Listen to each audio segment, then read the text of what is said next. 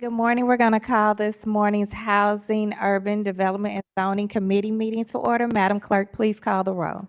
Alderman Cone. Present. Alderwoman Schweitzer. Present. Vice Chair Sonier. Present. Alderman Browning. Alderman Aldridge. Chair Clark Hubbard. Here. President Green. Alderman Browning. Alderman Aldridge. We have 5 present. We have a quorum. All right, with that, I'll call for a motion for the approval of the minutes from Tuesday, December 10th, 2024. So moved. Second. It was moved by Vice Chair Sanye and seconded by Alderwoman Schweitzer. Madam Clerk, please call the roll. Alderman Cone. Aye. Alderwoman Schweitzer. Aye. Vice Chair Sonier. Aye. Alderman Browning. Alderman Aldridge. Chair Clark Hubbard. Aye. President Green. Alderman Browning. Alderman Aldridge. We have 5 aye votes. All right, with that, we successfully approved the minutes from Tuesday, December 10th. So we'll be moving forward in the agenda to Board Bill 153. While Vice Chair Sanye is moving up to the podium to get ready, I do want to make a public announcement that I had talked with some of my colleagues about making here in HUD's committee. Just in response to some created confusion last week, and just maybe for people that might not understand how it works down here when we legislate bills at the Board of Aldermen. As a sponsor, you introduce your bill, then our Madam President Green, who is here with us today, assigns your bill to a committee, and then it goes back into the hands of the sponsor and only the sponsor, meaning only the sponsor can request a hearing for their bill in whatever committee it's in. And they either request that directly with the chairperson of that sponsor, or they could request it in tandem with the chairperson and the clerk. And then it goes for approval, and then it moves in committee. So by no means does any other alder have the authority to assign or have or request a hearing for their colleagues' bills. That means me, as the chairperson of HUD, does not have the authority to put anyone else's bill on the agenda. Me, as the chairperson of HUD, I have never, either through a conversation, a text, or an email, denied a hearing for any legislation down here at the Board of Aldermen. I would never do my colleagues like that. But here, in some confusion again that we had last week, I want to now humbly request to my colleagues as moving forward that everything is done via email. So if you wanted to have a request for your hearing, let's do it via email, and then either with me and the clerk in tandem, or me, and then we will forward it to the clerk as we've done before, just to keep a record so that, again, there's no confusion on when a bill will be added to not only the agenda, but to our website. This just is for accountability, not just on our side, but making sure that our constituents understand how this process works so they can advocate on it, be it legislation, themselves, their community, in the best way. So if there's a bill that you're tracking out in the community, please, the first step is to talk to your sponsor. Thank you, and Madam Vice Chair, you can begin. You have the podium for Board Bill 153. Thank you, Madam Chairwoman. And firstly, I just want to start by actually thanking yourself and thanking my colleagues. I know that technically today is the first day of break, but just like the dedicated public servants you all are, we're here. So firstly, I just want to thank you for giving your time. I want to let you know that we don't anticipate today to be long at all, because I am extremely grateful for your time and know this is outside of our boundaries. But I did think it was important, knowing that the bill was filed, knowing that media has, the public part of our process has started. I wanted to make sure that there was a presentation, and some folks, myself being the bill sponsor, stakeholders who've worked on it, and departments were here to put some things on record, because I want to take every opportunity to get in front of any misinformation and to make the intentions as clear as possible. And so with that, I am so excited. Y'all know I love a good acronym. to talk about the Transform St. Louis Act. We all know how long our city has had RAM settlement funds. We know a little bit of history of how that came to be, and I know that just like me, many of you all's constituents have asked, what are the plans? What are the ideas? What are people thinking? And so I think it's an exciting time in general for there to be some plans and some proposals that we're discussing. And particularly Transform St. Louis. It's my hope, as I've said, when we started the committee of the whole process, that the things that we could do with this money would mean that in 20 years, when different people are sitting in our seats, they're able to solve a different set of problems because we've been able to transform our city and address some of our most pressing issues right now head on. Okay, so Transform STL stands for Turning RAM's Assets into Strategic Funding Opportunities to Revitalize and Maintain STL. Again, y'all know from Tada, I love a good acronym. Community engagement. I think this is, the biggest part of this process. For me, I think for all of us, when we start this process of talking about how did we get to what's in front of us, it was really important. I think that people within our city and in general, people have a distrust towards politicians and public servants. And when we do deep, thorough community engagement processes where we're showing data, we're continuously updating the data, and all of that data is really centered around identifying what it is our residents want. It allows us, when there is legislation proposed, to say, listen, this is not just from me, it's not even just from the community I specifically represent, but this is a broad array of interest. And so in interest of doing that, this has been a very thorough process. We opened up a portal after meeting committee of the whole, which is quite historic within itself, that involves the mayor's office, the president's office, the comptroller's office, and every other, because from the beginning we wanted to make it clear that we want this to be something that truly everybody, as many people as possible, can benefit from. And so we opened up this portal, and in this portal, we introduced this new idea, kind of like social media, where you can like or dislike things, but also where you could put in ideas. We wanted the St. Louis City residents, just like we're able to file bills here for our ideas, we wanted to give St. Louis City residents the opportunity. So there was 20 ideas submitted, 12,440 vote participants, 11,990 online voters.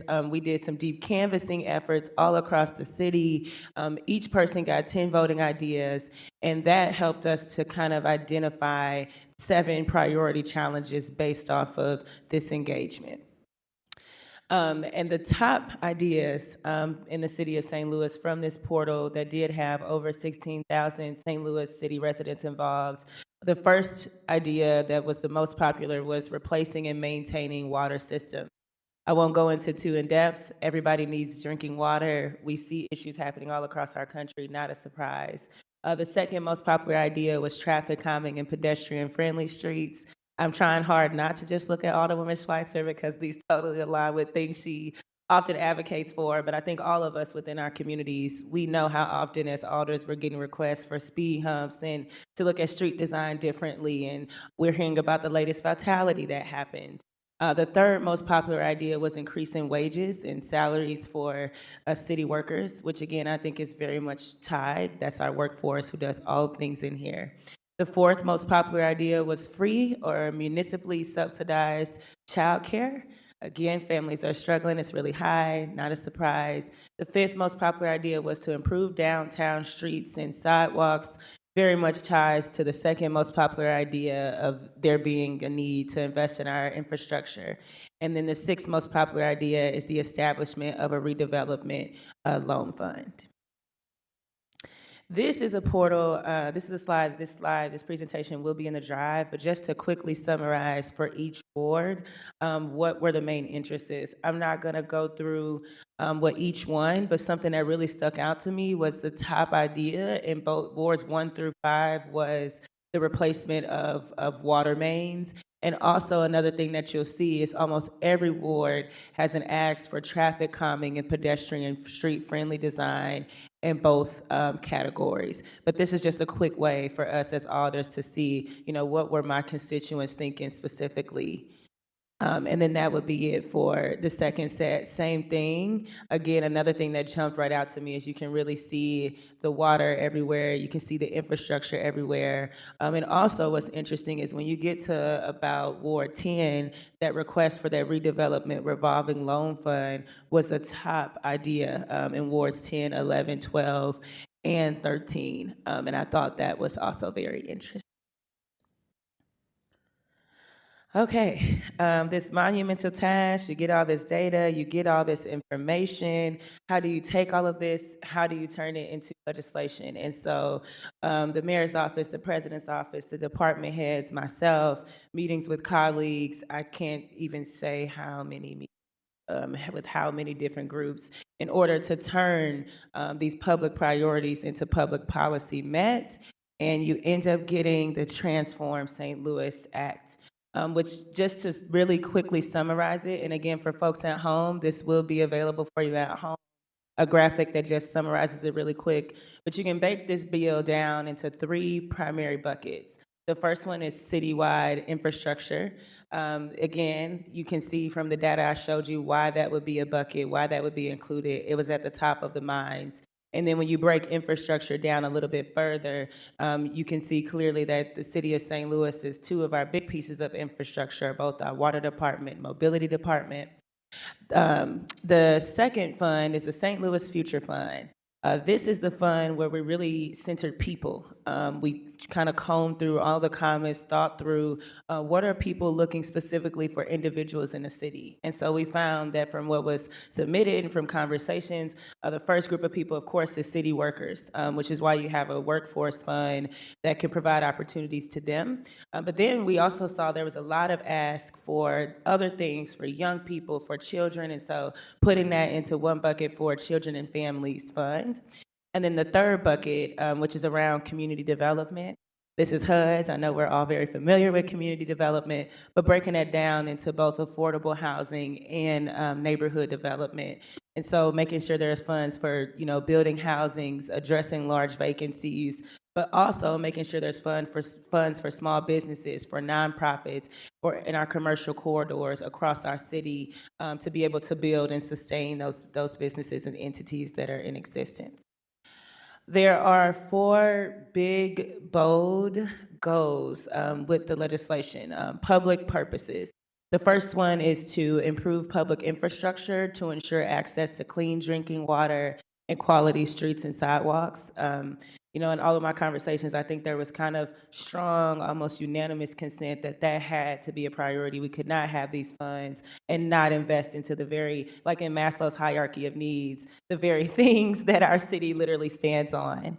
The second priority is supporting community development initiatives for both affordable housing and commercially vibrant neighborhoods. One of the things that we look forward to doing over the course of the next months is just really showing that many things can be done at once and that there's not a need for any tension or discord between public governmental bodies and private industries because we all are in the same city, we all serve the same people, we really all have one core goal. In identifying that there is a shared goal amongst all of us to build stock, to support our businesses, and to keep our neighborhoods thriving. The third goal identified with this public purpose is retaining and attracting residents through housing, home ownership, and economic and career opportunities. So again, when you're looking at our population and seeing why are people leaving, what are the things we need sustain folks here and build him here, we believe that these are things that are core in doing that, whether that is a matching down payment program, whether that is funds for you to be able to do home repairs, whether that's the ability for people to be able to get certifications through SLATE, and maybe SLATE is prioritizing certifications that help people get based off of the shortages we have here in City Hall. But we thought very innovatively about what do we need to support these big pillars. And then the fourth one is, of course, supporting city workers through investments in professional training, education, certification, and accreditation, as well as providing housing and home ownership. And you'll see just a common thread throughout this bill that every program that's in this bill prioritizes city workers, meaning that they will get first dibs and get first access. A few important definitions. Of course, there's a few different definitions, but of course, available monies is really important because we are talking about financial capital. The Community Development Innovation Fund, another definition I just wanted to put at the forefront of folks' minds. Citywide Infrastructure Fund, St. Louis Future Fund. These are the three kind of big funds of the legislation, and so I think it's really important that we're on the same page with what the goals of those funds are as we go through our process, and then obviously each fund has a certain amount of available money. And so specific to the Citywide Infrastructure Fund, which is pages 5 through 10, here's a little bit more specific breakdown. So within the first portion, which would be for water, there's $40 million. This $40 million could be used to support emergency repairs. We really do in the legislation prioritize matching funds. So you'll see language around matching state and federal funds for improvements and upgrades. And then you also see that the process for this is that the Water Division will provide oversight and administration and recommendations to the Board of E&A and approval for any of those emergency repairs. And then the second fund of the Citywide Mobility Infrastructure Fund, $60 million is proposed for that, and that could be used to support streets and sidewalk maintenance, improvements, and accessibility. Also, prioritization for matching funds. We didn't write in war capital, but this fund is made in mind that war capital could be one of those sources of matching funds. And then the Board of Public Service will provide the administration, and capital committee approval will happen as needed for that. St. Louis Future Funds. This is the very bold, people-centered part of the legislation. And again, we really thought about the city's workforce and the population that the city is bleeding the most, and what could we do with these funds to put some supports in there to turn those things around. And so the St. Louis Future Funds can be broken down into two things.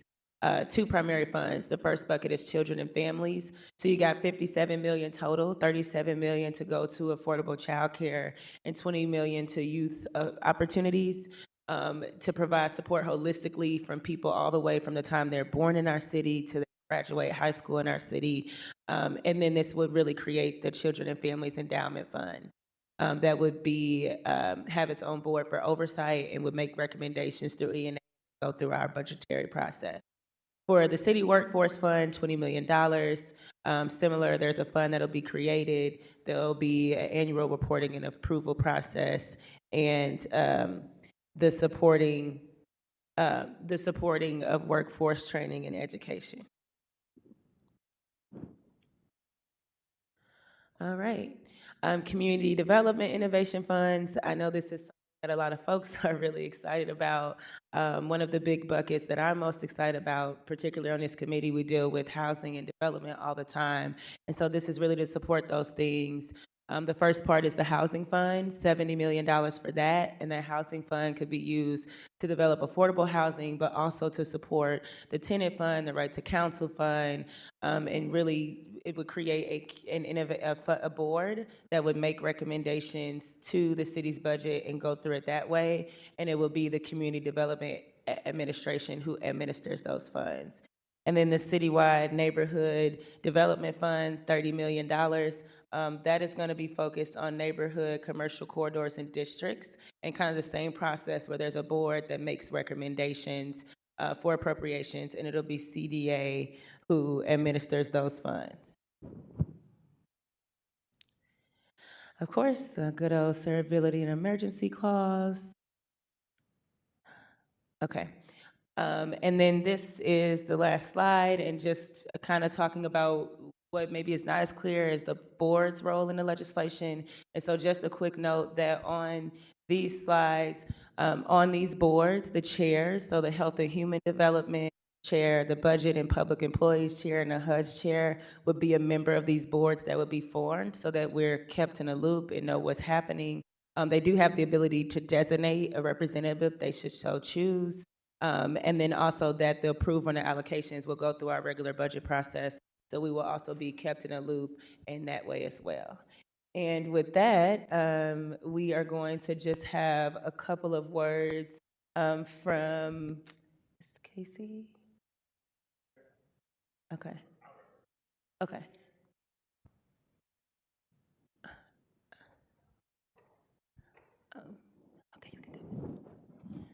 You just a couple of words. I don't know if we've gone a brief overview, so if there's anything that you want to say in general in regards to the legislation before we take questions. And then just to committee members, we do have people from departments here if there's any specific questions you all have. Hello, everyone. Christina Garmendia, Policy Director, President Green's office.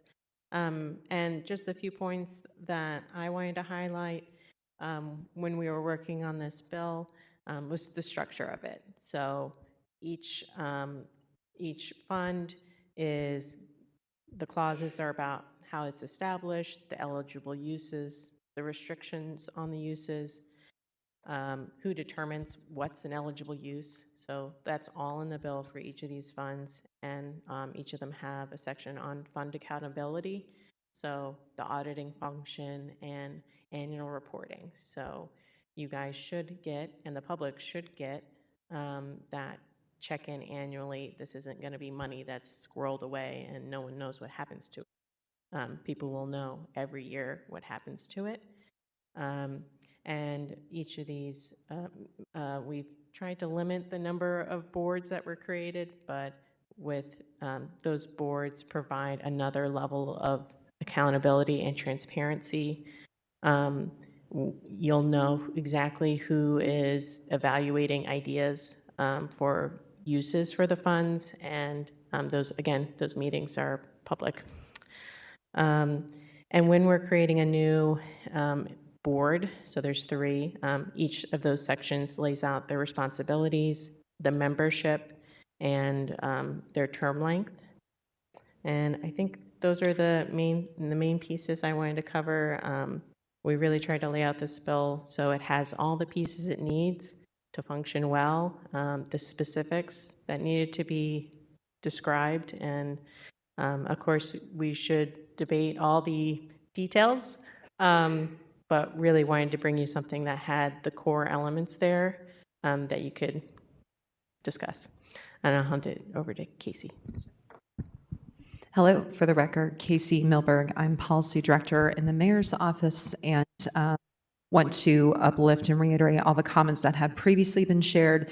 From the administration's perspective, it was really important to take a look at the feedback that had been shared from the community, and to also engage with our departments to try to understand from their expertise, okay, in light of those priorities, what is it that would be impactful? How can these dollars be leveraged? What would be, the way to really supercharge your existing efforts on this front?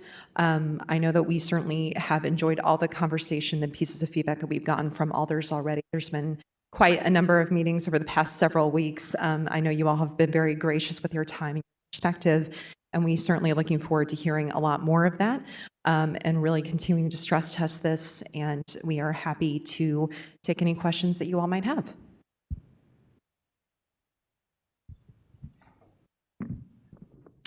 Madam Clerk, are there any speakers signed up for public comment?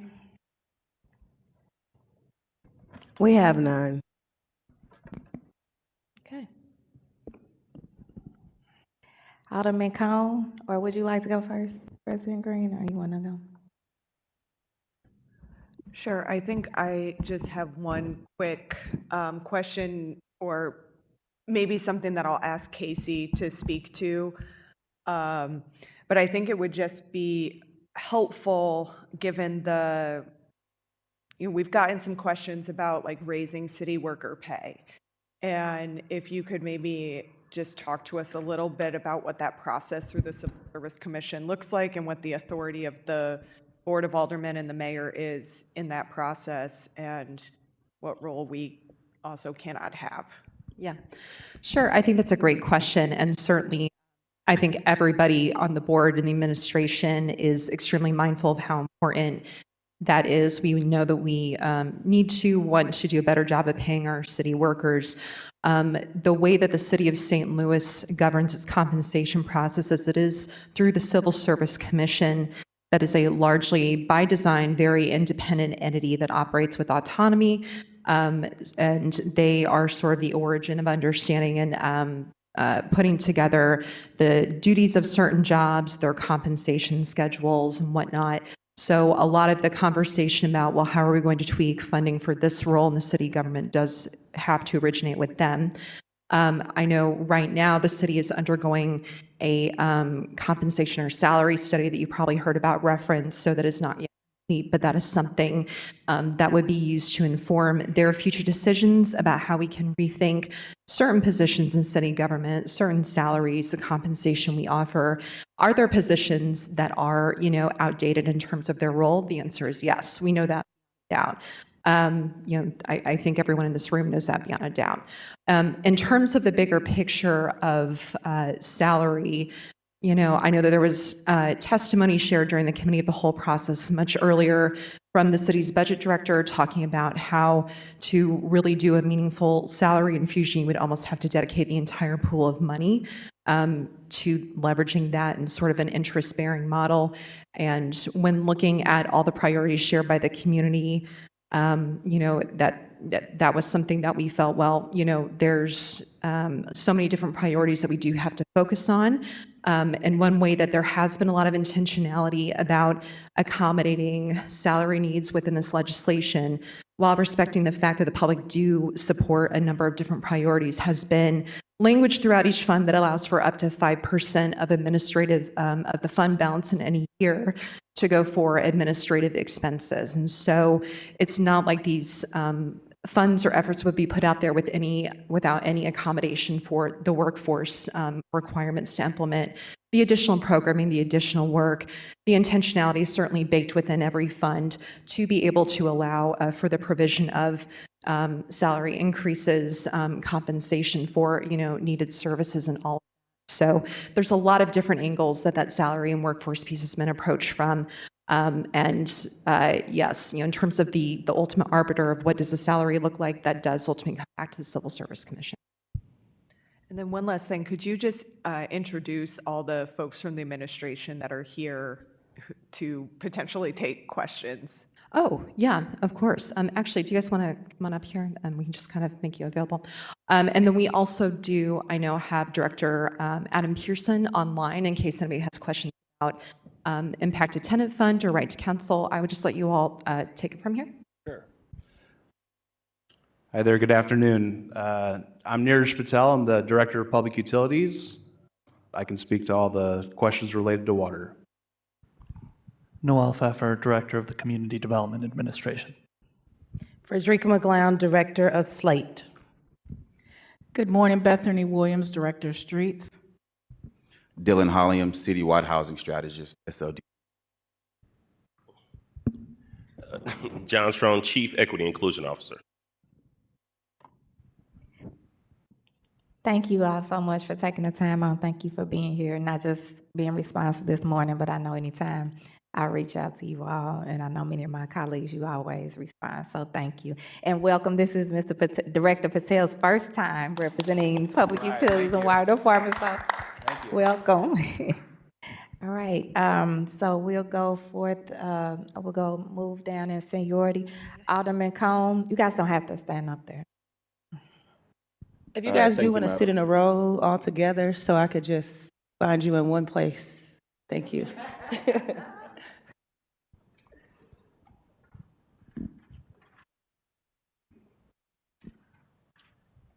Alderman Cone, I'm sorry. Thank you. I don't have any questions at this time. I do want to just make mention that this has been at least several weeks in the making and many conversations and meetings with colleagues. I know that there's, still, many points that will get debated and discussed. And, my understanding was that we were introducing this today for the purposes of allowing the public the opportunity to, learn more about the bill. And, I do look forward to working with the president's office and the mayor's office and various city departments as we continue to work through the legislative process on this bill. But I do want to thank everyone for their time and commitment and getting us to where we are today. Alderwoman Spicer. Thank you so much. Thank you, Alderman Saunier, for that presentation. I appreciate that you always have an acronym. I don't know that I'm going to remember this one. It's a lot of letters. I appreciate the bill a lot. I think the way you've just described how each fund would be allocated, the process of it. I really like that about the bill. That's one of my favorite things about it, and because I think it makes it really clear what the expectation is to happen with each of the funds. Of course, I'm a big fan of the funds for the water division and for street and safety improvements around that.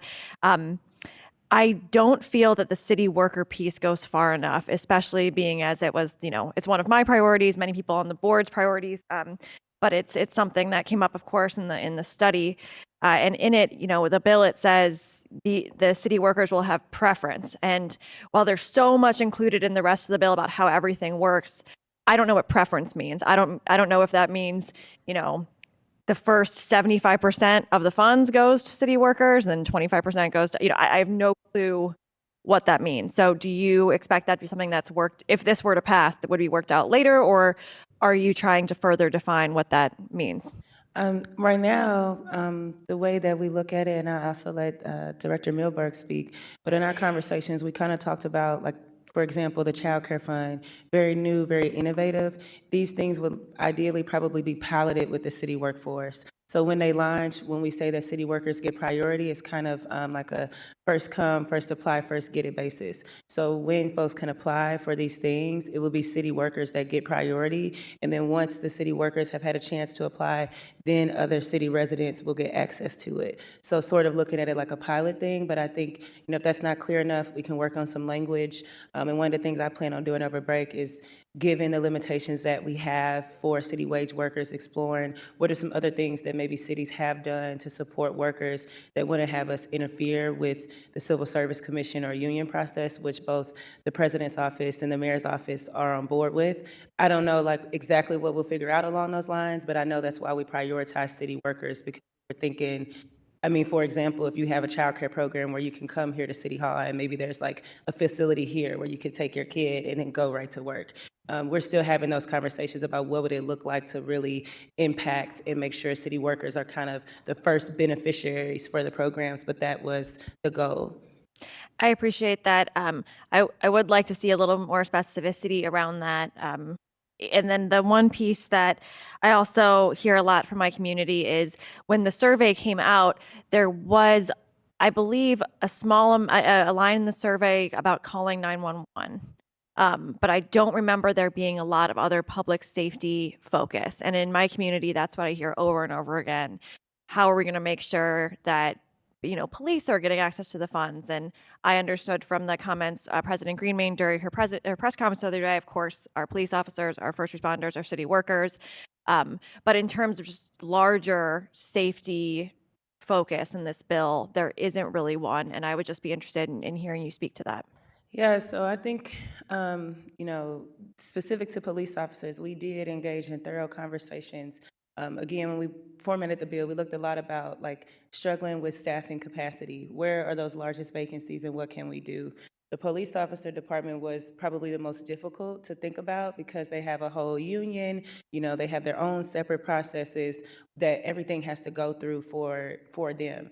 So again, I think that's why you'll see a pivot where we said city workers, knowing SLMPD are city workers. But one of the things we know that the public, Chief Tracy came here, and actually Director Coyle came and said, is that he was interested in, with the Public Safety Administration point, being able to offer police officers and other first responses childcare. And so I think, to me, the public safety in the bill, in addition to the infrastructure, in addition to you need clean, safe drinking water, all these other things, is thinking what are the things that the workforce needs? And I think some of the things in the bill, from downtown, from down payment matching assistance, from home repair abilities, to especially police officers, their 24/7 shift was something that came up in the conversations with SLMPD, that they can struggle with coverage, especially because they don't work normal shifts, that this bill might be able to provide some things that could meet some of those gaps, but again, without the caveat of interfering in their processes. But I do hear you that it doesn't go far enough. You certainly know you're not the only colleague who feels that way. So I think, for me, I'm going to spend my time over break continuing to figure out, is there something else that we can do, or are we taking it as far as we can for support for them? Thank you. I appreciate that. I'm thinking about the development piece of it, and it specifically says, neighborhood corridors. I think that's the word, business. and this might be a question for Director Pfeffer, but is this something that we expect? It allows it in the bill to be citywide, but of course the application could say you get 1,000,000 points if you're an EJ1 and 0 points if you're anywhere else, and then all of a sudden the whole city's not, qualified again. So I would be very interested in what that process could look like under this bill. Yeah, I'll definitely let Director Pfeiffer come up. I can't say in our conversations, we did choose citywide on purpose. So, I would be opposed to anything that would make it so that any part of the city would be ineligible. That's what I can say from conversations, and I'll let Director Pfeiffer answer. Thank you very much for that question, Alderwoman Schweitzer. I think you can look to our current NOFA as a kind of starting point for how we would look to make some of these funds, at least for construction and pre-development loans, available to communities and developers and applicants, and that is a citywide process. We do provide bonus points based on our market value analysis as well as the Economic Justice Index, but we invest across the city. And one of the things that I really like about this bill also is that it creates a board to oversee these funds. And so we would work with that board to create a funding process, not just for construction and pre-development loans, but also for potentially home repair funds or down payment assistance and other products that is citywide with preferences to maximize impact. Okay. I've heard comments, I think, either direction.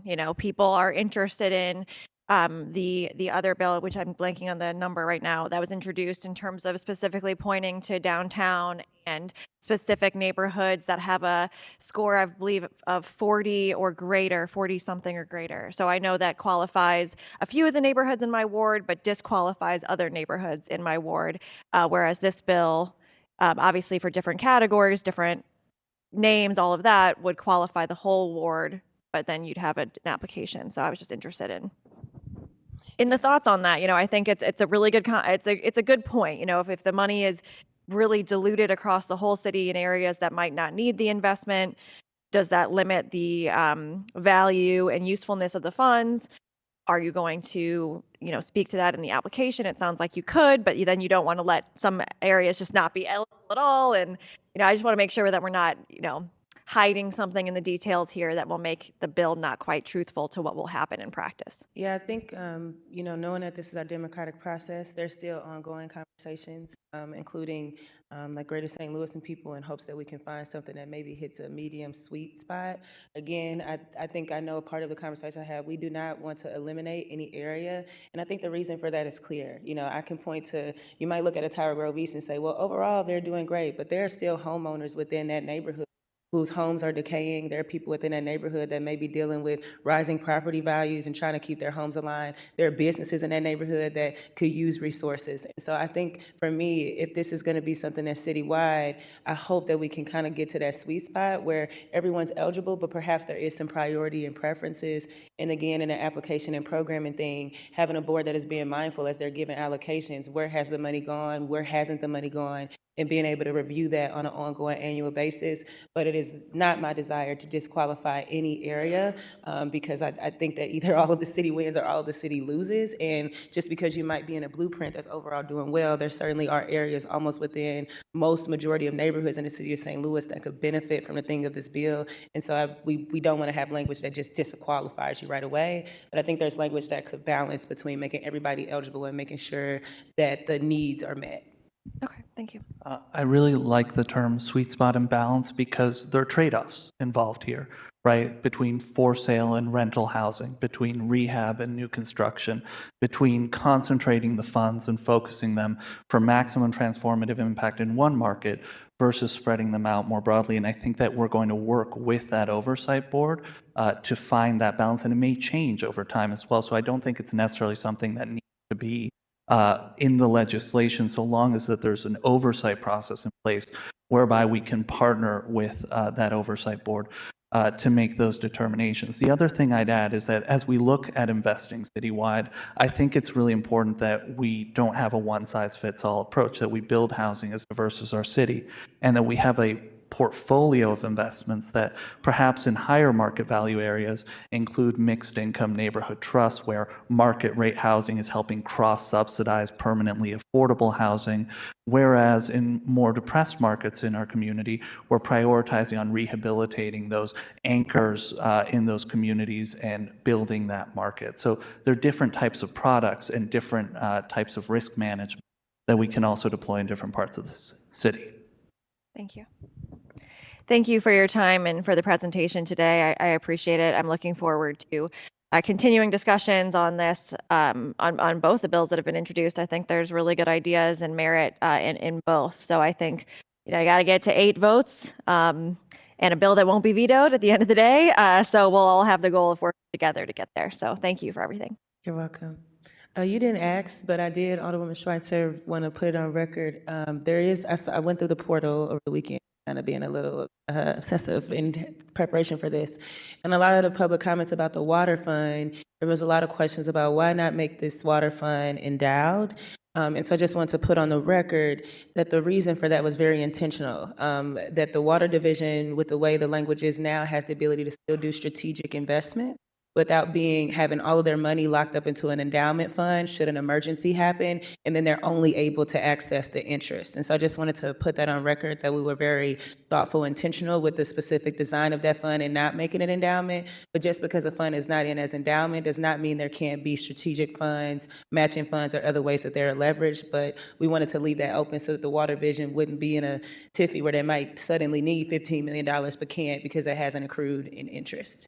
I think that the goal of having every single one of these dollars bring in other dollars is a very good one, whether that's through endowment, which I think we've kind of moved away from, or through matching funds and loans and things like that, where we can get the money back. We're in a different spot to be where the money isn't tied to a timeline or a specific project. It's just a very unique place for us to be in. So I think thinking creatively is really important. Thank you. Alderman Aldridge. Thank you, Madam Chair, members of the committee. Thank you to the sponsor of this bill, Alderwoman Sanye, for all your hard work around this and your long hours of holding the committee of the whole meetings to kind of get us to this place of hearing kind of where residents want to see their dollars from the Rams money be spent. We represent, at least from this board, but also the city. It's a very diverse board, but also a very diverse city. So I think over the last year, we really been able to have like tough conversations on, I think as someone said earlier, not just putting the money in like a one size fit all, but a variety of places. And when I look at your piece of legislation, I am very thankful, and I'm sure due to your hard work and President Green's hard work, all the stakeholders, I won't say all the names because there's so many that have been putting in countless hours, and also in the mayor's office putting in countless hours to really, when I look at this bill, it really represents, in my opinion, what came out of the committee process. And I think that is what we, with the committee of the whole, said that we was going to charge to do is actually listen to residents and not just make decisions or start to take the money as alders as pet projects and say, well, give me 10 for my ward, give me 10 for my, but to really listen. So I appreciate your dedication to this and all the folks that was part of it, and your willingness to constantly reach out to alders to figure out how do we get to a place, as Alderwoman Schweitzer said, where we get to 8 votes. So thank you. I don't have too many questions, but I just have a few that I want to address. So as you stated, and I'm glad that this is just the first of many hearings. There's going to be more ongoing conversations. You had mentioned that you'll be having conversations with GSL. I got a unique perspective and a unique ward because I do represent downtown and downtown west, but then I go as far north to all the way up to College Hill and College Hill, but 70 at Adelaide. So see both sides of kind of the arguments on where development money should go. But especially in the downtown area, one of the concerns that residents have been saying is that, how are they going to be able to tap into the Rams fund if it's a business, or it's a little different for residents that lives in loft, so they can't, like redevelop their home. But what in this piece of legislation, where, I can go back to my downtown residents and say, hey, there is funds for the downtown area to be able to, be able to get their piece of the pie, because they feel like, the convention center is right here. And when it left, a lot of businesses left. And that means a lot of folks left the downtown and whatnot. I see Noel getting up. But can you speak to how can this also be accessible to like the downtown community? Yeah, I'll give it a first hit, and then I'm sure there might be others who want to add on. So, I would say first, I think having representatives like yourself who will come to the table to have conversations so we can talk about, what needs to be done. To me, the only sad part of this process so far has just been that, again, I don't think that it has to be that there is a inherent disconnect and adversary relationship between a private entity such as GSL and us at the Board of Aldermen, because I think it's evident based off decisions we've made as a board that we want to see the success of downtown St. Louis. The first thing that we did when we got the RAM settlement funds is that when the convention needed money, we figured out how to move some emergency money there. And so there is a shared desire there.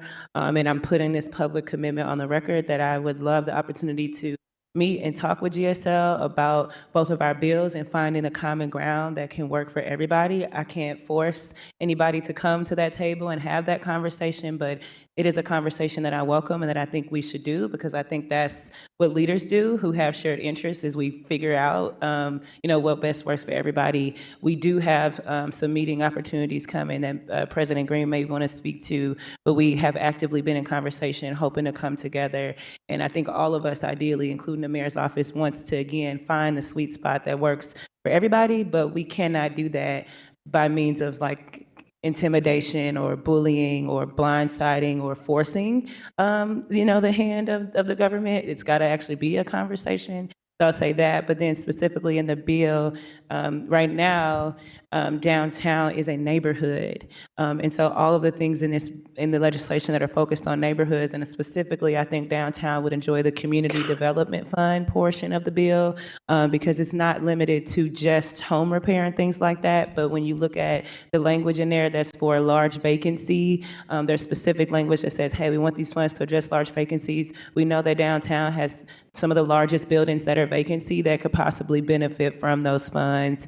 When we talk about investment in commercial corridors, downtown is a huge area with a lot of businesses, and so those businesses and those nonprofits being able to benefit from that fund, I think there's a lot of crossover there and benefits there. And I'll also allow anyone else who wants to add, specifically Director Pfeiffer, to that.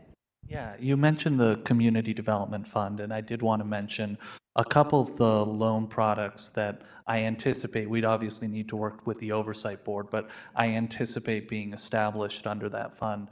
And the reason why is because they are pipelines that we have already begun building with ARPA funds and that we can use funds to expand. They include, for small businesses, Scale Up and Mobilize STL, providing low interest loans to small businesses in partnership with the Community Credit Union and RISE that seek to scale. And I think small businesses, especially because we are thinking about this as an endowment, which repayable loans make so much sense as an investment. I think another area where downtown could benefit, and I have the benefit here of having been around in 2015 and 2016 when we put forward the proposal for a Ram Stadium. I remember testifying before HUD's 5 times. That's obviously what gave rise to this settlement and that breach of contract action. And that would have redeveloped the near North Riverfront if that stadium had gone through. And one of the eligible uses here includes site assembly, where I think the North Riverfront is one of the most promising areas in the city for site assembly, where we can actually leverage funds to then make money off of the land that is assembled and sold there, and simultaneously develop downtown while adding to the endowment and building resources for the future of St. Louis. But what it requires, and what this fund in general will allow us to do, is for the city to be proactive, the city to lead in making that market. And if there's any market that needs the city to lead, it is downtown, the heart of our region.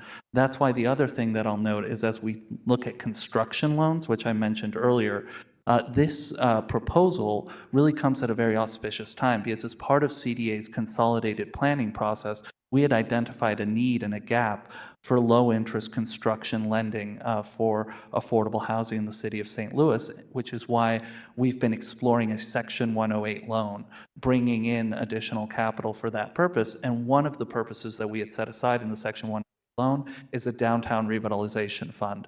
So that would absolutely be a anticipated use here with the Housing Development Fund, and the Community Development Fund is leveraging it to develop housing downtown, to conduct site assembly in the near North Riverfront, to provide small business and redevelopment loans across the city, but including downtown.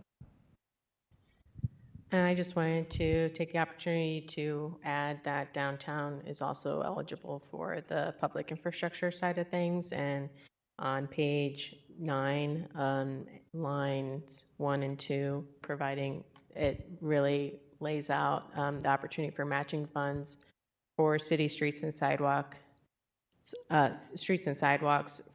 that have private funding support.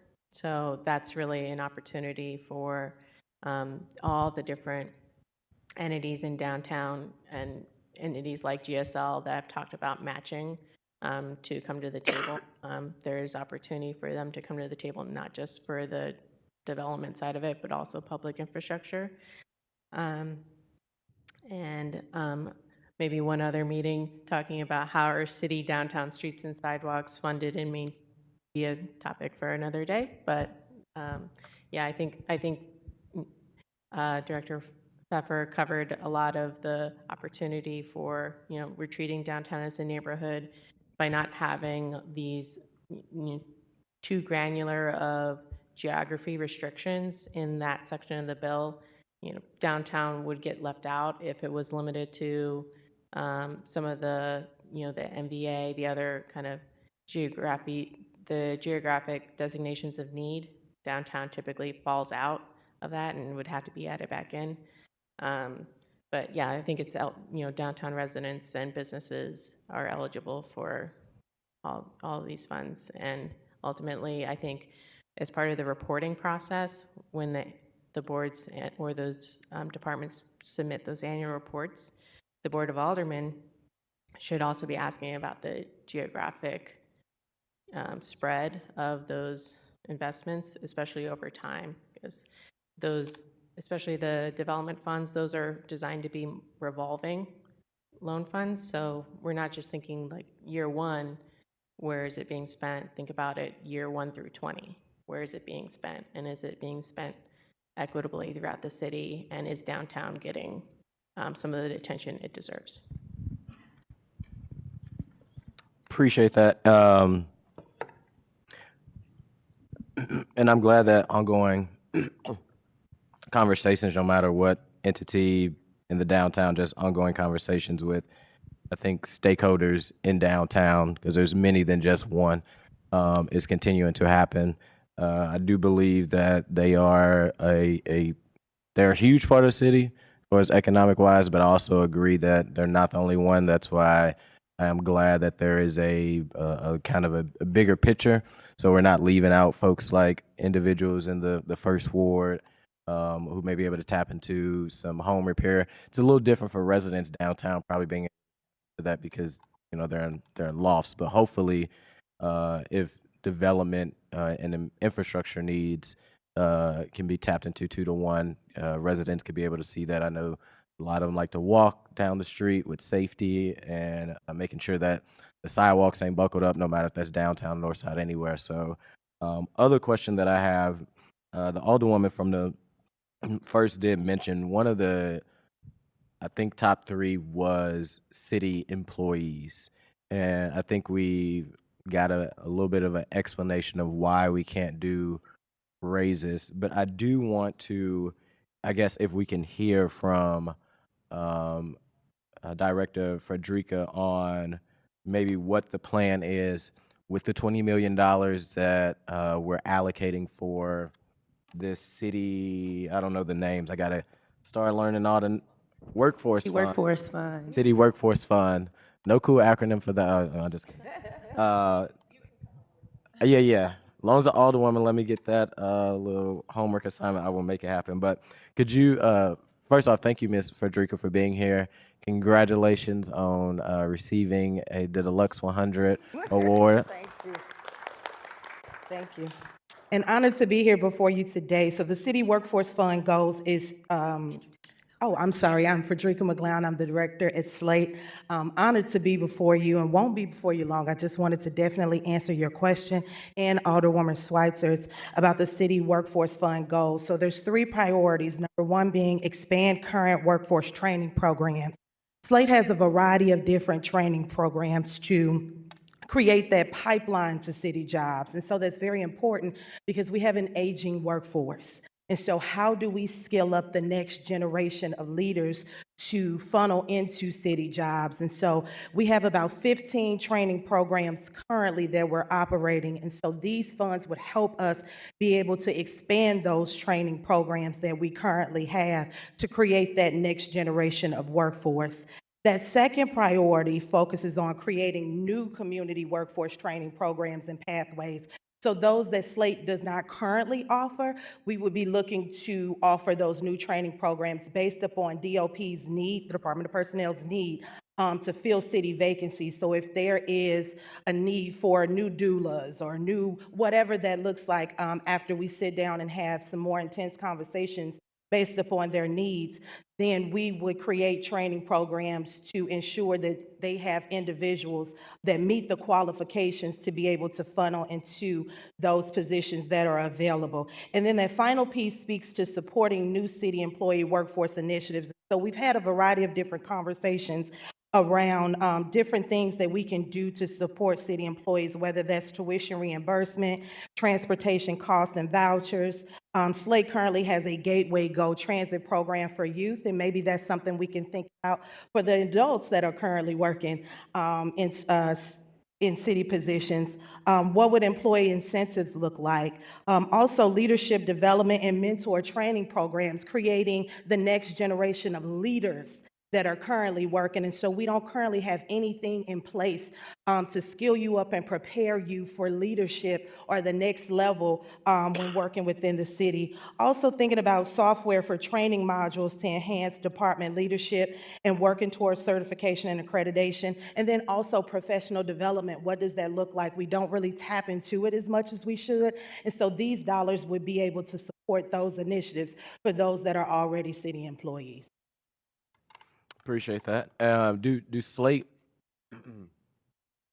do you guys currently work with the personnel department to actually, because I know you guys do amazing programs. If it's, someone that's living in the city, just looking for a job, and, I think we've advanced in the personnel department to actually start hiring people quicker. Reality is at some point it took a year, 2, 3, 4. And anybody that's trying to keep their lights on to buy some bread and groceries, they're not going to wait on the city, especially when our pay is not great also, to say, okay, I'm going to wait a few years to, get on board. So do you all work directly with the department to try to get some of those folks that are coming in, and you'd be like, oh, you'd be skillful as a refuse worker in the streets department, or like, there's this vacancy. How is that collaboration and connection with Slate in the department? So it has grown much stronger. I would definitely say that. A lot of our programs, one of our prime programs that ARPA funding was able to provide for us was Skill Up St. Louis CDL edition, where we were able to train about 150 individuals to obtain their CDL, and then working with Bethany Williams from the Streets Department and her team, allowing them the opportunity to job shadow and get some experience. And then also we were able to pay them during that time for their work experience, about $15 an hour throughout their training course program, and then also providing them with those supportive services whether they needed transportation assistance, whether they needed help keeping their lights on, the different supportive services that they would need while they were going through the program. So we have been able to strengthen our relationship and create that pipeline. I don't know if you all remember, but not too long ago, just a couple weeks ago, Janela Bridges came before you. She was one of our young people that went through our year-round jobs program, and now she is a full-time city worker in the registrar's office. And so that process took us about 9 months, but we were diligent and we had the funds to be able to support Janela throughout that time until she was able to be hired on full-time. And so what this is going to take is not just DOP and Slate, but working with the different appointed authorities and department heads to ensure that they have interns or that they inform us of what their needs are so we can work to try to get those individuals skilled up and hired to fill those vacancies. If I'm not mistaken, I'm getting a little off topic. You didn't leave a penny on the floor when it came to ARPA funds, did you? I did not. I tried not to. Okay. I appreciate you, Director. Appreciate you. Just a few more questions. Okay. I know we're not doing surgical today. We just high level, examining the patient, the transform. I don't know the acronyms either, but we'll get to it. So I do want to go to the education part of the legislation. I know this also was like a top priority, top 5 at least. I can't remember 1 through 5. The resident said when it comes to early child care, this is something. Number 4, that they would like to see. And childcare, continues to get more and more expensive. And I think if we can use these RAMS fund in an innovative way to help city residents and workers, it sounds like workers would be priority 1, then trying to figure out long term, because there's no timeline on these funds of it needs to get out, like the ARPA funds, but can continue to flesh out the program. I'm gonna start with the one I have the least issue with, and then the one that I'm still very skeptical about. So the early child care, the 37 million one, that's supposed to be the one that's going to be an endowment, if I'm not mistaken. Correct. Okay, and what is the plan for that 37 million? Are we starting with trying to start with city employees? Are we starting with citywide? Oh, I was gonna say all our childcare people. You may want to also, Ms. Milberg, you may want to get Mr. Jonathan in here soon.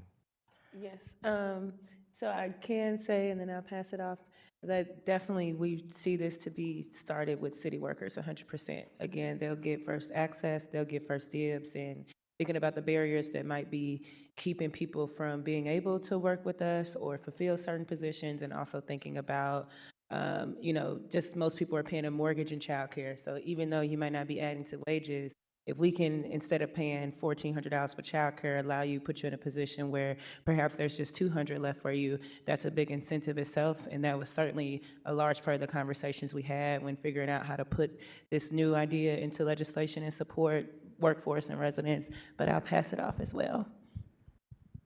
Okay, so just a reminder, that section, the eligible uses for the Affordable Child Care Account are providing programs that provide city residents with increased access to affordable child care services, giving first priority consideration for city workers, but also priority consideration for funding programs that'll maximize city funds by alleviating childcare costs for residents in partnership with their employers. And so and there's also another eligible uses, again, a matching fund category. And I think, we will have the admin speak more about how could we support city workers? How does, Slate is thinking about childcare as something that's holistically needed by not just job seekers, but also current city employees. But the one piece I wanted to talk a little bit more about is opportunities for matching funds. So there are, opportunities for matching funds at the state level, and there's probably going to be more in this legislative session for the state of Missouri. So back in 2022, the governor is pro childcare, pro pre-K investments. And but back in 2022, they did start a program, a $26 million program called the Missouri Quality Pre-K Grant Program.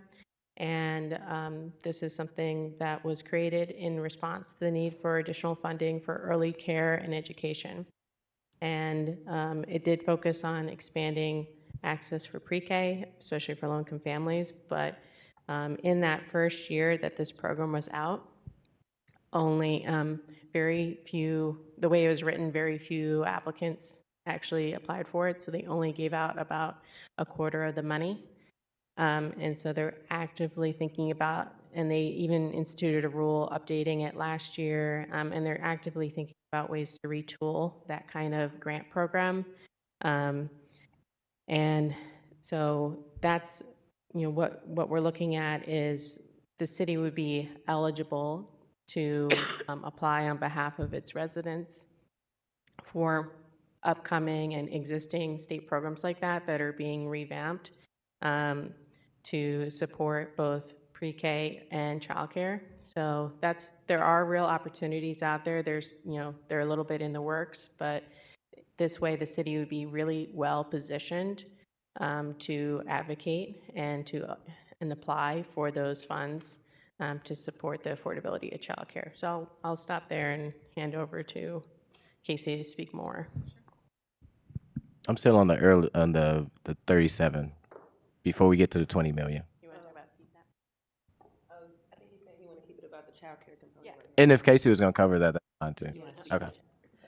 Yeah, for sure. So, yes, of course, priority certainly is when you're looking at structuring an endowment, one of the pieces the treasurer's office shared during the committee of the whole process was you want to provide direction with flexibility. And so when you think about how this program would roll out over the first few years, as the bulk of that money is accruing interest for the ultimate goal of starting to provide our city's workforce with a little bit of cost alleviation for their kids, whether they eventually have those kids in the 911 dispatch center childcare facility, whether they are taking their kids to a community childcare provider, that's great, whatever works for them. But as we're getting that program up and rolling here in the city side, there is flexibility within the language to also provide for other ways of targeting increased community access to affordable childcare. We heard clearly from providers during, I think it was that last committee of the whole, that the certification and accreditation costs that they face, those barriers are extraordinary. And so the way this language is written too is while this fund is accruing interest growing, while we as a city are working to get this benefit up and going for our city workers, there certainly is other good that this could be doing in the community too, in terms of helping get more providers up and going, helping them defray those costs, helping them actually get established and get in the pipeline. So I don't want to mention that piece. And then the ultimate goal being, once we've figured out the nuts and bolts and ironed out the kinks in implementing this for our city's workforce, there is that clear intentionality about broadening this to partner with the private sector. We know that there are so many employers out there who did see a lot of women leave the workforce during the pandemic, right? And that's been a huge barrier for a lot of women and a lot of families, is getting back in with the cost of childcare being what it is. So we know there's interest, and so the hope is that by the time we've ironed out the nuts and bolts of, what documentation are we requiring? How often are we going to be providing you those payments? Is it monthly? Is it quarterly?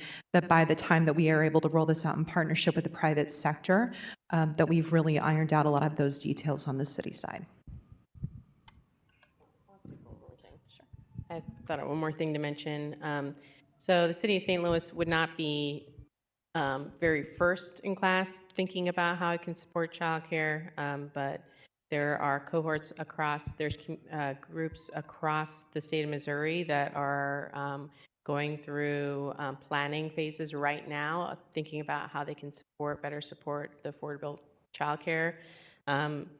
There's Kids Win is an organization that you're going to be hearing from tomorrow in a meeting, but they're hosting planning cohorts where they're working with coalitions of providers, organizations, governments, county and city governments, And so there is 11 of those communities across the state that are actively in this planning phase of how they can be more involved and engaged, from Cape Girardeau to Jefferson City, Kirksville, Hannibal, Mississippi County, Phelps County, and several of those are led by their government partner, so the city or county government, and typically their economic development entity. So this is something we're looking at the city being more involved in and being part of that learning community. As we build out and plan our programs, that we're not alone. We're not doing this alone, and we're doing this as part of a bigger wave of other statewide. Gotcha. But it sounds like the goal, the start of it would be with city employees first. Yes. And would that be like well, we ain't got to get in details. I was going to say, is that like a 50%, but we got to flesh out, but it would start with city employees. Yeah, sort of like a pilot that we would start with city workers and then Okay. build from there. And I think off record, and not bad than saying it on record, I think one, as we continue to have these conversations, and I know it's being worked on, but someone said that we have a aging city workforce. And, you know, when I walk around, I think, Alderwoman, you're the youngest here at the board. It would be good to know what those numbers look like in the city. Of course, this won't be out to a very long time. The money won't go out the door, the program, but just what does the workforce look in the city of, like, actually how many folks would be able to tap into this program that we would pilot first to try to get some data to see what that looks like citywide. Absolutely. We're very happy to do that. And colloquially, what I will also share, I don't have the figures in front of me right now, but we do have a lot of data that shows that when women in particular leave our city's workforce, and it is during the childbearing and child rearing years. So we certainly know that that is an established trend within our city's workforce and one that we would really like to correct. But yes, very happy to provide that big picture landscape with that detail and a lot more. Thank you. All right, just two more, and then just one more. Yeah, two more. We appreciate your questions, Alderman. So this one, I'm not gonna lie. This is the one I have the most heartburn about and concern about, is the $20 million for the Youth Opportunities Account. And I know we've had conversations about it, and I appreciate Mr. Strong, because I know we've talked a little bit about it also.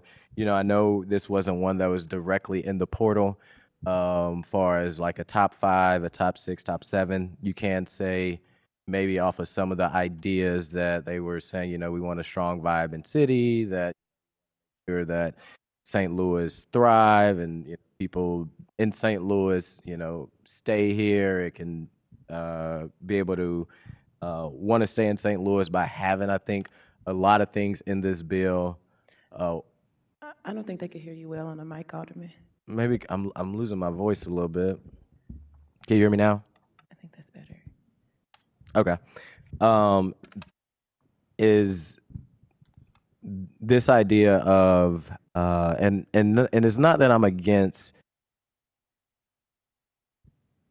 making sure. I think with this Youth Opportunities Account, the goal would be to, as we've been talking and as you did your presentation at the Committee of the Whole, is to create some type of an account so that our young people in the city of St. Louis, knowing that college is like very expensive, that we are supporting them to be able to, and not just college. I also appreciate, I think there's been conversations about like ranking, or, you know, a lot of our kids can go to trade school, a lot of our young adults can go to trade school, and that the city is supporting them in that efforts to get that post-second education. Sounds like the city is trying to help on the front end with also education with the early childcare, which I think both of these important. Part of me also started to get to, you know, making sure that we're not doing too much, where we also are forgetting the basic needs of making sure like streets are being repaved, like our water is being fixed, that homes in North St. Louis are being repaired, and we're coming up with all these innovative, great ideas, that we're not just like jumping the gun. But when it comes to the Youth Opportunities one, I know we already have a similar program that is not this one, but the city has started with the early savings account for young people to save money so that those funds can be saved through different avenues through the treasurer's office. If it's attendance, they get like a bonus, but that they could raise money so that some of those funds go to help them to go to college. I think it's a great idea. And then this one is another idea for funds for young people to be able to tap into for college. That would be more of a, and Mr. Jonathan, you could correct me, this would finish off the tally sheet if their last amount for them to be able to get in college, their total is, $3,000. This account will be able to like wipe that clean so that they can use it to go to college and maybe wraparound services at the same time. And okay, can you? Correct. All right, so can you just kind of talk about this one a little bit more? I know you did a committee of the whole, but talk about the idea of why we're wanting to use a nice chunk of $20 million to implement a new program like this in the city. Well, I think the idea is also part of this larger ecosystem of kind of what this bill is offering. If you think about it, we're starting with, there's a mention with the early childhood funding. So literally what we're doing, we're showing that we support our St. Louis citizens from birth all the way to graduation, or actually even till they can afford to pay their own light bill. You see what I'm saying? Through work. And I think what this does, it also provides these opportunities for the skills. And you kind of mentioned it, like St. Louis, the one thing we see is that we lose a lot of our talent. And by providing this opportunity, we can actually retain our intellectual talent. So we're supporting these kids starting in middle school, not middle school, in high school, and then we're following all the way through graduation. And from there, we're allowing these students to actually graduate debt-free. And then we're also able to provide these students with this access to different programs for career as well. I think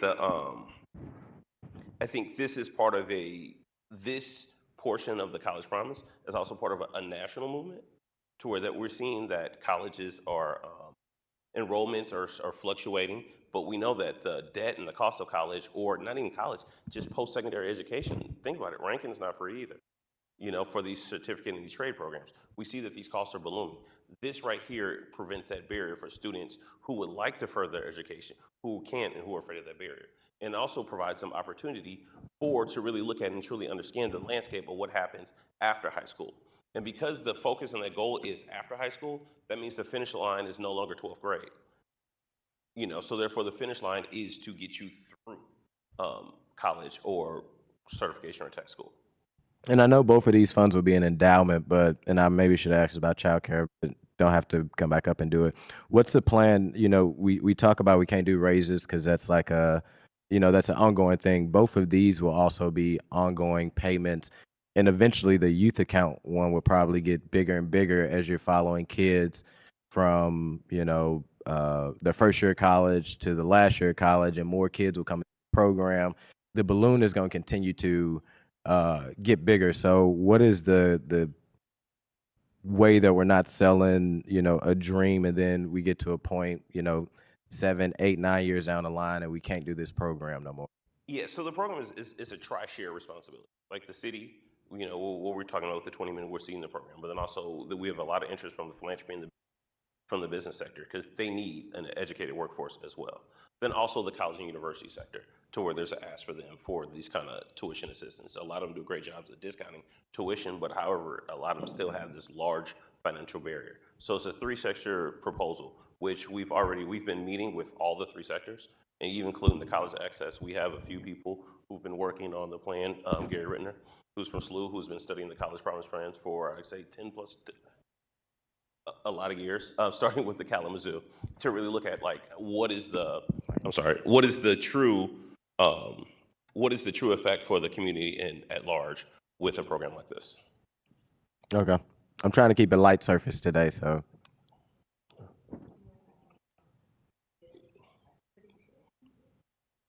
Go for it. Yeah, if you got, I can hear from over here, but you can. Sure. It's one thing that as we think about both childcare and the STL Promise Program is they're new ideas, but it's not a new problem, right, that they're ultimately addressing. It is this decades-long issue of our city's population decline, of our aging population, of us losing workforce. And there was a lot of intentional thinking about that, especially with the earnings tax refund landscape that we're in. As we heard these conversations, I'm sure you all saw the October revenue first fiscal quarter report that the budget division put out, showing that as of the end of October, refunds that the collector's office was processing were 18.3 million, with the prediction those would soon double, and we're just about getting there. It's going to be a big change for the city's fiscal landscape. And when we look as a city about that preemption landscape that we're operating in, right? When we think about how we can grow the services we provide our city revenue, it all comes down to people and jobs and keeping you here. And part of that is retaining a talented city workforce who want to stay here and live here and be supported. If we want to attract younger folks, not everybody wants to or feels a need to raise a family, and that's fine. But for folks who do, these seem to be ways that we've thought where this is a city putting a little skin in the game and showing why you should continue to live here, continue to pay tax dollars here, continue to invest in the city. And I'll say that's another feature of how the wording is in the bill right now for the STL Promise Program is, again, that priority language, right? Where if you are the kid of a worker of the city, you do get that first priority access. And I know that we have such an uncertain federal landscape ahead of us with education in general, right? Nobody really knows what's going to happen. There's a lot of concern. And at the very least, we know with this kind of a program, we can support certainly our city workforce for the next few years. And giving them a reason to stay and work in the city and giving their families a little bit more stability, with whatever educational path or training path that they decide to take. And we ultimately want to keep you here. We want to keep you here in this great community. And this was one of the ways that we thought where, again, maybe a new idea for the community, but such a longstanding problem that we're fortunate to be in a position to really put a lot of money to start addressing. And what was the thought process with this new program saying we're going to need $20 million to kick? Sure. Oh, do you want to? Sure, yeah. So the way the program operates is essentially it is seed funding to turn this into an independently operating program down the line. The city government takes us on, seed funds it from the administrative and the financial aid scholarship side, that last dollar amount for the first several years. At the same time, there's been a lot of robust conversation with the training and higher education institutions, as well as private philanthropic partners about while we as a city are, seed funding this, getting it up and going, and they are also going to be working to leverage those philanthropic dollars, those private sector dollars to invest them in a way that is a little bit more aggressive than we as a city are going to be able to be allowed to invest these funds just pursuant to the Constitution and the charter provisions. And so at the end of the day, the goal with these funds is, whether it's, 8-10 years down the line, there's a fully functional independent entity, an established program with endowment fund that has taken over this, that is really supercharging this initiative. And I'm going to kick it over to Jonathan for some of the other details. If I heard you, Ms. Milberg, you said who would take over this? So, the idea is that it's not always housed in the city. The idea is that we seed, we incubate, and this becomes a standalone entity. But with seeding it, I think the catch is with the business and philanthropic, they want the city to have teeth in it. And I think that seeding is what's making it attractive for other people, even the universities, to really come in and get on board for us to build out this program. And I don't know if I'm saying this right, if it's like seed or money, but if the city's putting in money in any like account or something, we can't just eventually over time give that account away. Or so when you said, no, I'm sorry. The funding part, we're not just, yes, you're right. But I'm saying just the entity that continues the partnerships with the university, continues to write the growth of the program. That part, we'll have an organization for that.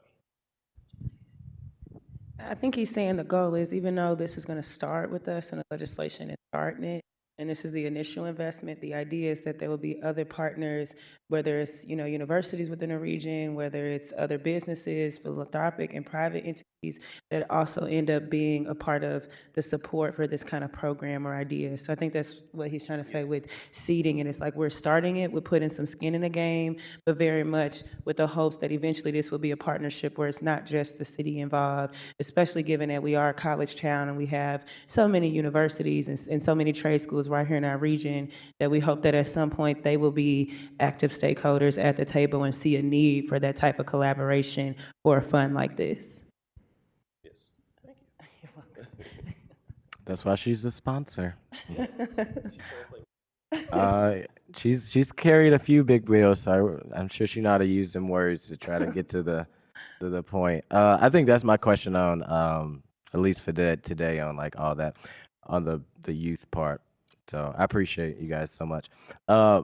Last thing, just more of a concern, and over time maybe something that I just like to see flush out a little bit clearer. I'm not like a fan of all these new boards that we set up. We work hard to try to keep current individuals on boards and commissions, and I know Mr. Michael from the mayor's office has been, really reaching out to alders to try to fill a lot of these vacancies in boards and commissions, and the board has approved a lot, and we work through the committee. I just would hate that we set up 3 new boards and then we already trying to like fill the current city boards we got, but also in the language, and I don't know if it's like just law already, so we don't need to state it. In each board, it seems to say, they'll give basically an annual recommendation to the board of estimate, and then like make it seems that the board of estimate will make the decision. I don't know if there's any language that need to be included after the annual recommendation is submitted to ENA, that it still needs to go through the board of aldermen or whatever money is being moved, so that the board of aldermen voice is still part of the process of whatever. In certain boards, not all of these are the same, where it says like it needs to be recommended. Basically, ENA approves it. Something probably need to be added that after ENA approves it, it needs to move through the board of aldermen process. Legislative body also approve any funds that are spent. So it's not just going through ENA and over bypassing the board of aldermen. And I think that is all I have for today. Yes, what I do want to say in regards to the boards, if you look at the makeup of them, many of the board positions, when we thought about vacancies, it does create 3 boards, but the folks on there are representatives from city departments. So to eliminate and address the concern of the vacancies and all the appointments that we have to do, that we don't think that these boards would have that issue as much, and that's why the board makeup was made as much with kind of saying representatives from each of these key entities within the city that do the appointments, but then also Director Milberg will add on. Sure, and I really appreciate you flagging that. The language, the reason it is worded the way it is to reflect and mirror how the process works by way of example for the Capital Committee. And so it's non-exclusionary language. It doesn't operate to prevent the charter provisions that currently require the Board of Aldermen to actually approve and be able to do changes to the budget. The reason that language is added in there was to mostly force a decision deadline by these entities. The Budget Division felt that, I believe, March 1st was an appropriate deadline that mirrored the timelines that other entities in city government, like the Capital Committee, currently have to abide with when they're trying to go through the budget process. And ultimately, for those watching at home who may not be familiar with the city budget process, departmental directors will be visiting with the Budget Division actually starting this month and kicking that whole budget process along. And through the back and forth and conversations with the Budget Division, And ultimately, the Budget Division takes those and packages those to a recommendation that goes to ENA. ENA can just recommend, make changes, but then it does have to go to the board, right? And so the board can take a careful scrutinizing look. It can request changes. It can request removals. So all that still applies. And really the reason that that language is in there was to force a decision deadline so the budget process would not get quagmired or, mucked up in the event that a board wasn't able to make a decision, by a certain time. Okay, so when I'm looking at on the ones that have all these boards, when it talks about the responsibilities, one of them talks about that they have to do that annual reporting to, or an annual recommendation to ENA. When these funds, when they give a recommendation or whatever, if it's a child care one, I forget which other ones has boards where they have to go to ENA.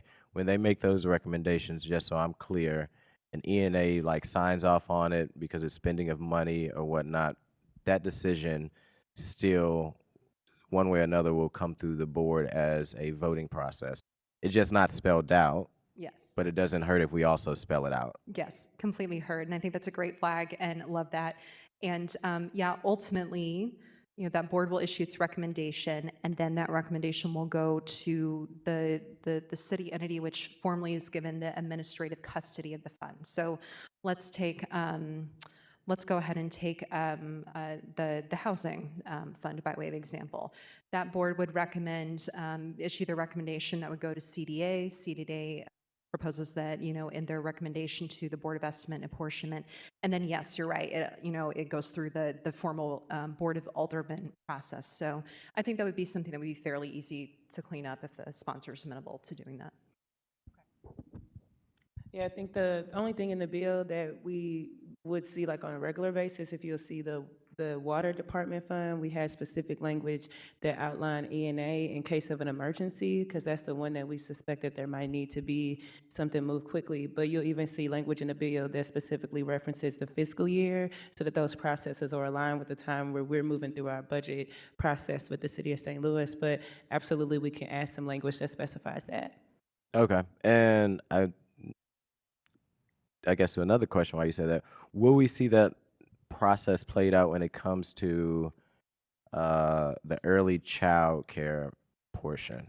Yes, so each board, so with the early childhood, it'll be the Child Care Families and Endowment Board. That board will, you'll see language in there that they have the same timeline. They make their recommendations to ENA at the time the report is supposed to be given at the time of the fiscal year. So that as a board, we can analyze what allocations have they been made versus what they came and told us they were interested in doing on a regular basis. And it's aligned up with our fiscal process so that we're having all those conversations and able to make that decision at the same time. But that's the thinking really behind all of the boards. Mm-hmm. I got you. And it comes from the treasurer's office budget. Not the parking budget, the treasurer's office, actually. Correct. We got like two. Correct. Yeah. Okay. All for right now.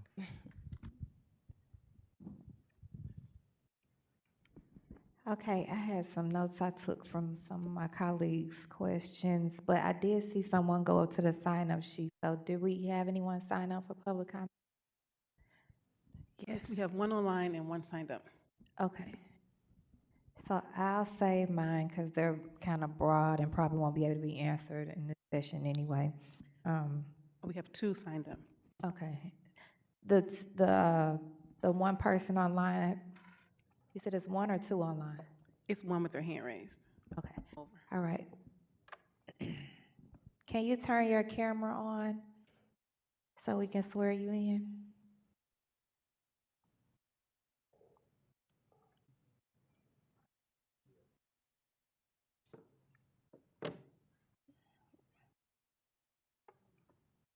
They're moving her over. Okay.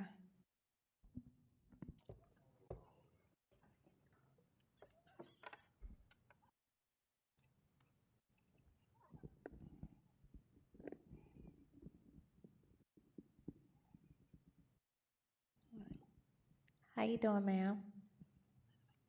Hi, Hey. I'm well, thank you. Great. Can you raise your right hand?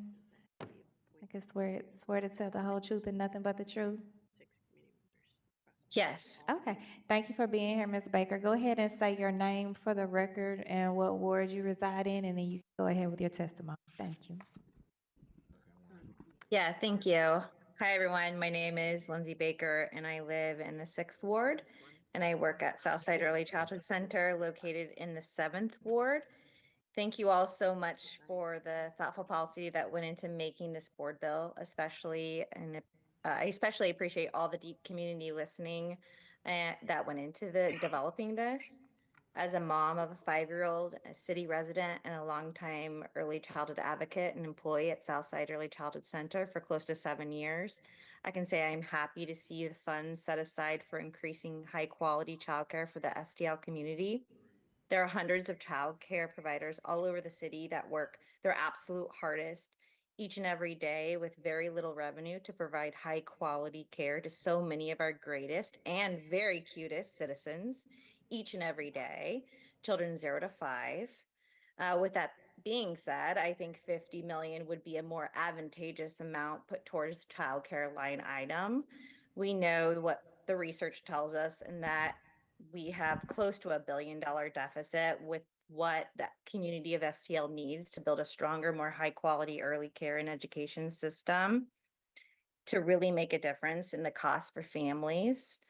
Lastly, speaking from my expertise, I would not like to promote using the funds to open any new additional childcare facilities, but instead to invest in the wonderful childcare community, the wonderful childcare provider community that is already trusted within the community with the childcare pilot project proposed. Thank you so much. Thank you, Ms. Baker. Okay, and for the two in the room, can you raise your right hand? I'll swear you in both, so you don't We have have 3 now. to. 3 in the room. You all swear to tell the whole truth and nothing but the truth? Okay, Madam Clerk will call you up, and then when you come up, just state your name and ward you reside in for the record and go ahead with your testimony. We have Allison Brewer, St. Louis University.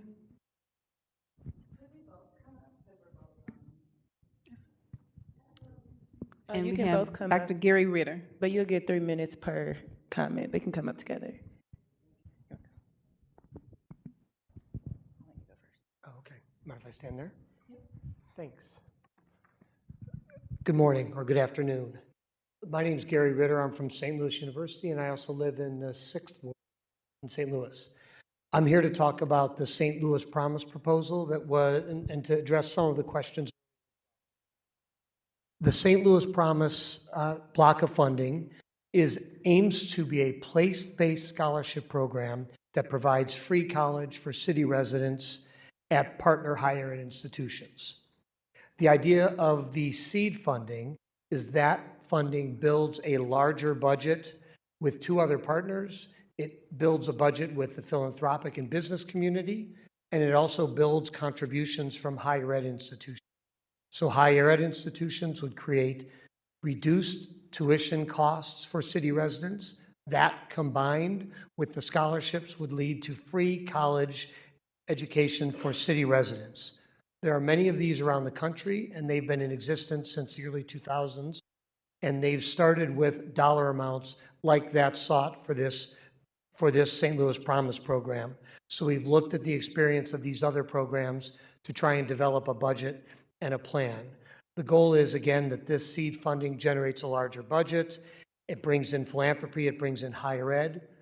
As part of John Strong's team that's trying to figure out how we might do this, we've talked to 6 higher ed institutions in the city who are very excited about this possibility. They include Harris Stowe, Rankin, St. Louis Community College, WashU, UMSL, and SLU, and they're all very interested in being part of this. We follow other programs such as the Kalamazoo Promise, which started in 2005, the New Haven Promise, the Detroit Promise, many others across the country. In short, this would create a certainty for families that when their students start school, they know, they don't hope FAFSA will work out. Instead, they know that the college would be attainable and affordable. So in sum, we really think this idea can make a real difference. It can even be transformational in the city. It would increase educational attainment of city residents, college both attendance and success, therefore lead to better employment opportunities. It would improve K-12 education in the city because educators, families, and students would know the importance of succeeding and graduating because they know college is awaiting them rather than hope college is awaiting them. And finally, it would really increase community development in the city because the experience of other cities shows that people stay when this amenity is offered. Thank you, Dr. Rader. Hi, my name is Allison Brewer. I'm an Assistant Vice President of Diversity Inclusion, or Diversity and Innovative Community Engagement at St. Louis University. I used to be a special ed teacher here in the city. I worked in Old North. I started the special ed program at Grand Center Arts Academy in the 11th Ward. SLU is in the 11th Ward and 13th Ward. As an educational advocate, I've led or attended 1,500 IEP and 504s in this region. One of the things that we rarely talk about in education is how we are supporting our students with disabilities, how we are investing in our communities to succeed post K-12 education. One of the biggest barriers that we have in and Jonathan Strong and Dr. Ritter mentioned it, is access to post-secondary opportunities that include wraparound services and supports. We have partnerships with Promise models all across the United States. We've been going to conferences and engaging in networking and seeing what is working and what is not working. And one of the greatest opportunities that St. Louis has is the rich environment of post-secondary education institutions that are around here that have enthusiastically said that they would be a part of the Promise and work with us to discount or consider how they can contribute to make St. Louis a Promise program. And ultimately, one of the things that brought us here was population decline. One of the things that Promise programs have shown to impact is the STEM and population decline. This becomes a city amenity that when people move here, if they want to have a family here, that family is supported and invested in from birth to 25, because Promise programs would ultimately try to get students to graduate within 6 years of graduating high school. So we're looking at covering young people from youth to 25 through an incredibly collaborative effort. And I just wanted to say thank you for considering. We have Osman Gay.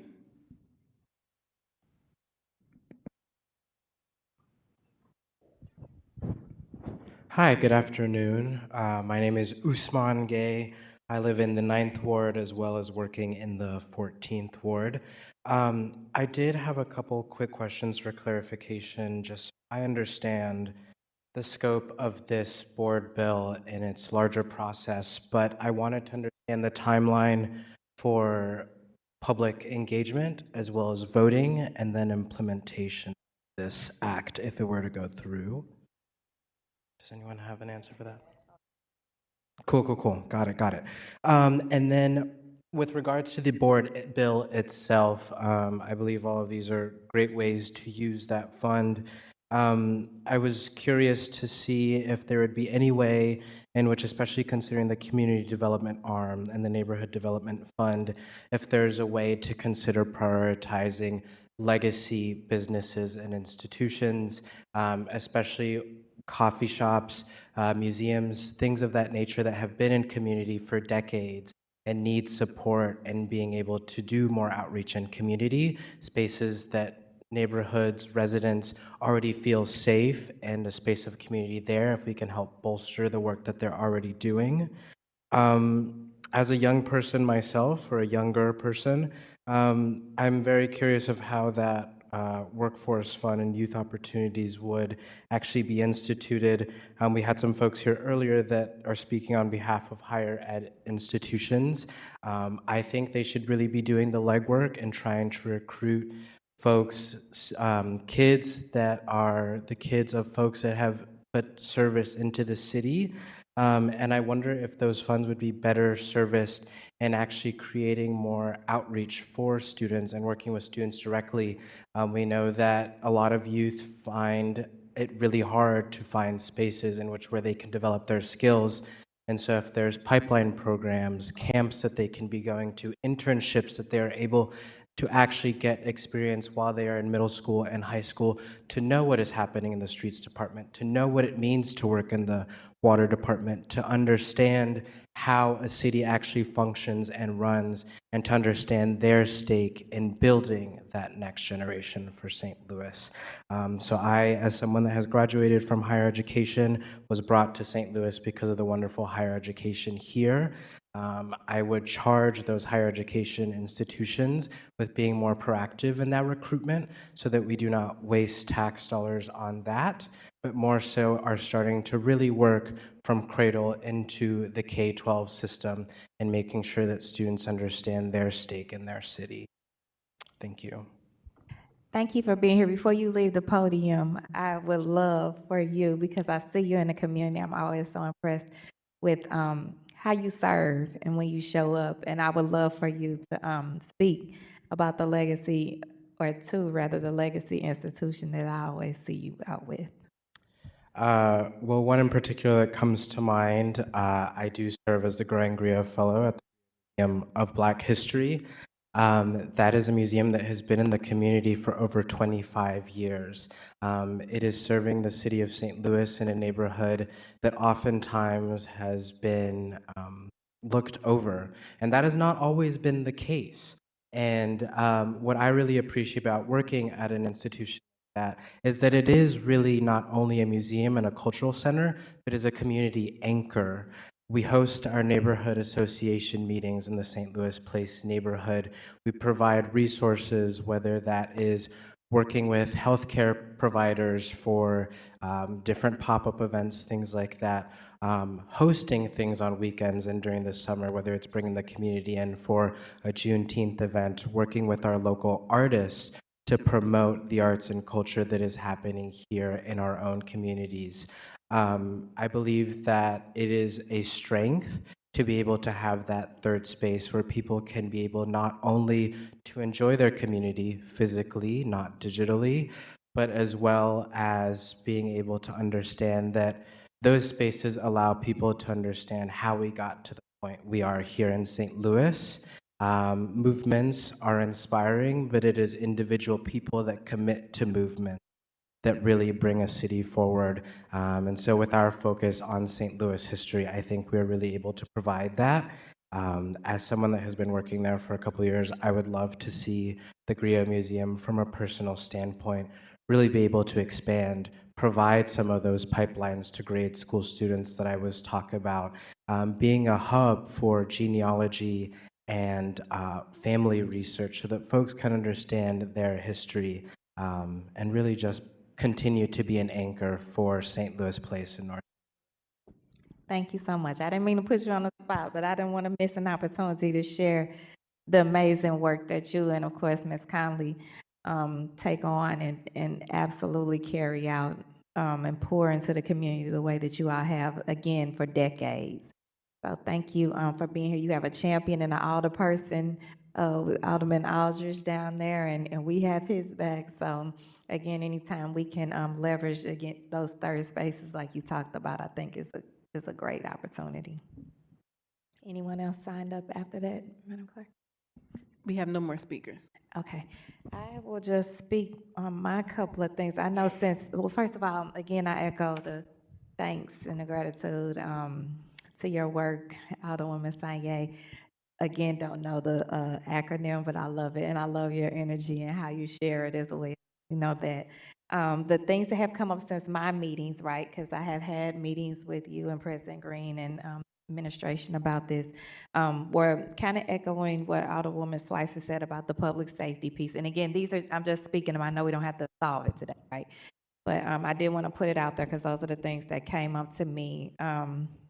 I love the references today to the balance and the sweet spots, because we know that there's this is where that happens in committee. This is where the work is done and the conversations that come out of this. And I think that we're definitely in a position in a pathway to get to those spaces. Alderman Aldridge asked my workforce questions and the priorities to the current workers, but I know also Dr. McGowan spoke about the pathways to growing our workforce, which is just as important. And so making sure that we here again find the balance in that, I think that was good. Let me see. I know that also Dr. McGowan talked about accreditation, which popped in my head.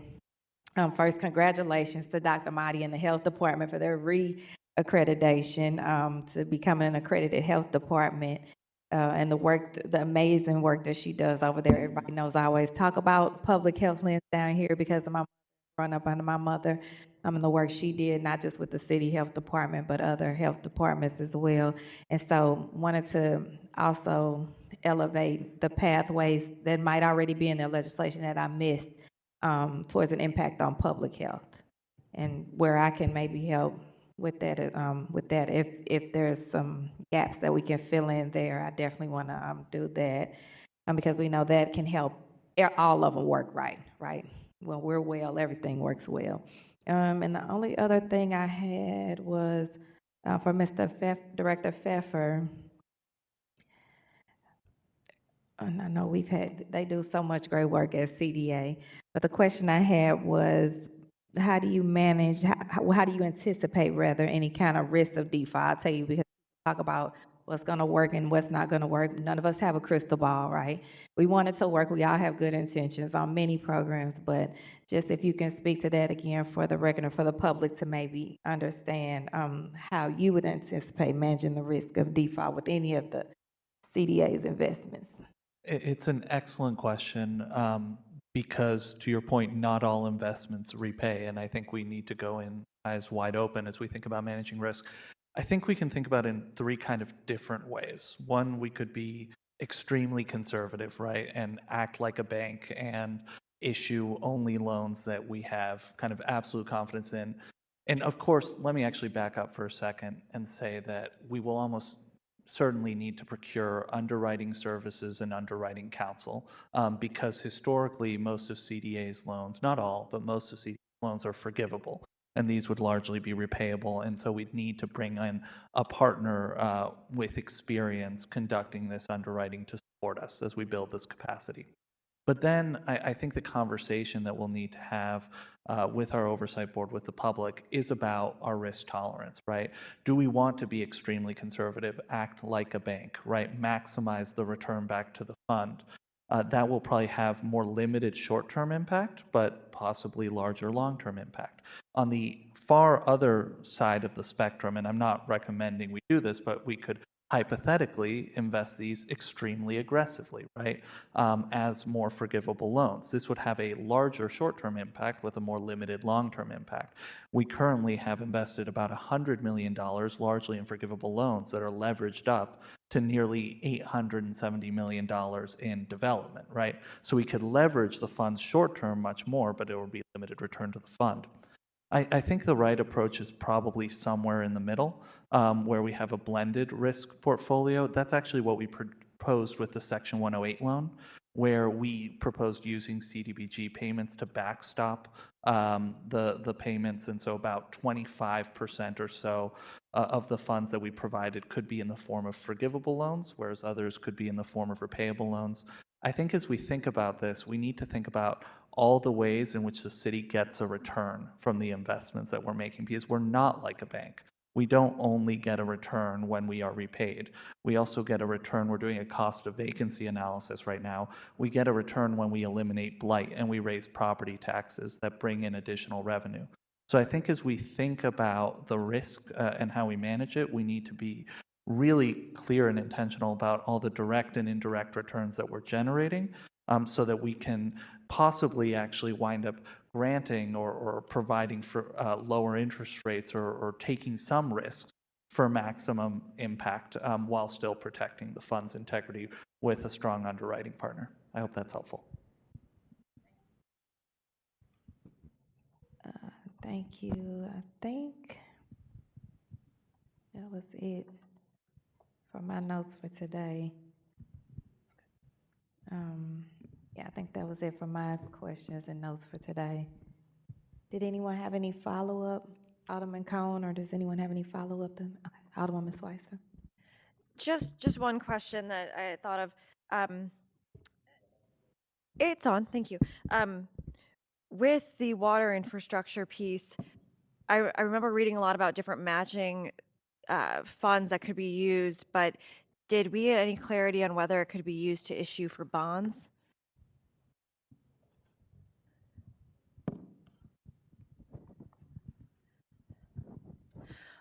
I know that when we've talked about the debt piece, most of it has been focused on low interest lending programs like WIFIA. Typically, when we consider bonding, there's a few different kinds of bonding structures we can use in the city, right? And they differ based on sort of what you're putting up as your guarantee for paying it. So this would be of the more public works varietal. We do have to be really intentional about, making sure that we're not impacting our credit rating. The answer is there is very likely a way that we could structure this for some sort of bonding vehicle, but it's a much broader question in terms of, working with our municipal finance advisors to assess, well, what would that mean with the credit ratings agencies? When we've thought about leveraging it for debt service, it's mostly been those low interest lending programs that just so far we haven't had the financial flexibility to take on yet. Like a state revolving loan fund, State for revolving example. loan, WIFIA. I mean, we've had so many meetings with the folks at EPA and state DNR where, we've got a pretty good sense of the landscape of what we can do leverage-wise with these. It's just, we just haven't had access to that money to really, tap a meaningful amount and say, yeah, for sure, we can leverage this for several hundred million and here's our repayment schedule and this is why we're confident about it. So that's most of the debt conversation we've had on this. I appreciate that. I think people started asking questions about, why are we using this one-time money for things that we could take on debt for? And the answer is we could use this to take on debt without increasing people's property bills, property tax bills, or increasing their rates that they're paying to the water division, depending on which aspect it is. And I think that's going to be really important to educate both, aldermen about how that would work and also the general public. Because the endowment fund idea has been so popular when we think about, what does an endowment fund really do? It allows us to, borrow funds. It allows us to have funds that are going to be there years down the road. And if we're able to do those two things while also having more money available up front, that's good. So it's just how can we explain the creativity as well as have creativity, I guess. Absolutely, and I think that we'd be very happy to put some more detailed information together that you guys can take a look at. And you can I'm sure you'd be very happy to do that. Extremely You have happy. nothing else to do right now. Exactly, Thank yeah. you, Alderman. Well, Alderman. for Thank sure. you, Director Milberg. And there is a little reference to that in the Citywide Water Infrastructure Fund on LMC under eligible uses.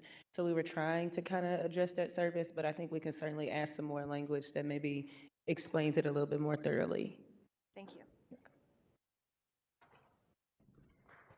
Alderman Aldridge, did I see you have okay. You're welcome to close a follow-up. I know there were some questions asked and then see what our next steps are. Yes. So firstly, again, thank you to everyone who showed up today. I'm so excited for us to get into the holiday season. But I know there was a specific question about, next steps for community engagement. So one of the reasons that I really was glad that we were able to have a hearing for is because now this bill is in the portal. So even some of my presentation today, when I put it together, I was able to look at the comments that constituents have already began to put within a portal. So this is not a complete bill. This isn't a done bill. The beauty of democracy is you really learn more about what each, through us, part of the city is interested in, but more about holistically what residents want. So I absolutely want to encourage you, if you're at home, if you're going to review this later, please go to the RAM Settlement portal. You can pull up any bill that has been filed that's relevant to these funds, and you can actually give your specific comments. And we want to see that so that as we work on what eventually will be an updated committee substitute or amendments to this bill, that it's not just the result of collegial conversations, but also is the result of, is the result of what residents have said that they wanted. One of the things I know we've heard already publicly from constituents is a desire for the citywide infrastructure, the citywide mobility fund, for some of the language to be tweaked to make sure that it's clear that our goals with that section is to make more pedestrian safe streets, and that our streets are designed more around people's safety. And so we certainly have seen that feedback already. And then we'll just add again, surprisingly, time flies. We technically began this in August of 2023. That makes that we spent over a year doing this public engagement process. We're not done. We're still ongoing, but we really just want to make sure that both, to my colleagues, as Alderman Cone said, that he was looking forward to working with the President's office and the Mayor's office, myself as well, to all of my colleagues on this committee and otherwise, we will continue those meetings to have those conversations, and hopefully you can feel a little bit, even from just what you saw today, that that's being heard and being incorporated. But certainly just know, I believe that this bill will be even stronger as a result of what we do here in committee, as a result of the additional feedback of residents, as a result of that portal and being able to see people's specific comments and thoughts and concerns. And I guess with that, I would just close by thanking you all again for your time. Again, another urgency ask, please go into the portal, give us your comments. I promise we are reading them diligently and working on how we can update that. And to my colleagues, what I hear is a clear desire of a breakdown of citywide of our workforce demographically. Certainly we'll work to get that information. I heard some questions from Alderwoman Clark Hubbard about wanting to speak more to the Department of Health. Certainly I share that with you, Alder Sister. We'll get some things and talk about how we can address that, and maybe even have Dr. Mahdi herself address how she thinks this bill could help support her department. Alderwoman Schweitzer, always here for water, always here for infrastructure, but I also heard a desire to see some clearer language about how we would go about allocating the funds and making sure that there's both a citywide reach, but also addressing the areas that have the stronger needs for each. So we'll absolutely take that back and try to get you something that meets that. And Alderman Cone, you didn't ask me any questions today, but anybody who gets the pleasure of meeting you, you always have questions, you always have thoughts, and I'm really appreciative of that. And so I'm also having conversations to address you all's concerns. Hopefully the next time we meet, I would like us to talk a little bit more about you all's thoughts on each board makeup. I haven't heard a lot of specific questions from all of you about that, but I think maybe just take a look at each board and look at who's there. Do you think that it's comprehensive? Do you think everybody who should be making those recommendations is on those boards? I know for me, my priority is I wanted the people who do the work to be a part of those who are on the board. So that's why it doesn't necessarily have us, because we are legislators and advocates, but like the Water Division knows what the Water Division needs. People who work in city childcare, they know what it needs. But I definitely want to hear you all's feedback on if you think there's a balance or a desire to add other entities to that. And then I think the magic word for today is sweet spot. So hopefully we're on our way to that sweet spot and on our way to a balance process that really overall encompasses doing as much as possible for as long as possible for as many people as possible is the goal. And that's what we hope that the sweet spot can help us do. So thank you for you all's time.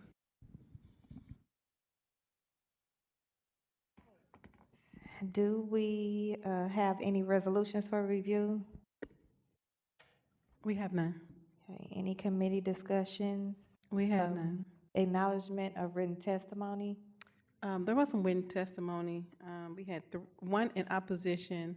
The others were asking more questions about some of the things that were going on in the bill. Okay. Good thing about that is that means we all have access to them and we can all help the sponsor in following up with those questions. Does anyone have any announcements? I would like to take a moment of privilege to make an announcement about our city suffering another loss and ask for a moment of silence for, I guess we wouldn't call him firefighter, but he was absolutely a pillar in our beloved firefighter department. And I know that he was always present, not just at firefighter department, St. Louis City Fire Department's events, but all over the place. And I had a special relationship with him for many different reasons, many different inside jokes. But for all of the pictures I take, I can't find any pictures of me and him together. And I just saw him a couple of weeks ago at the retirement party for Ted Powers from Anheuser-Busch, and he was just always there. So it's definitely going to be different. But with that, I am going to now hold a moment of silence. This will be the first time I use the gavel here in Hood. But this will be a moment of silence for our city's beloved firefighter Greenblatt.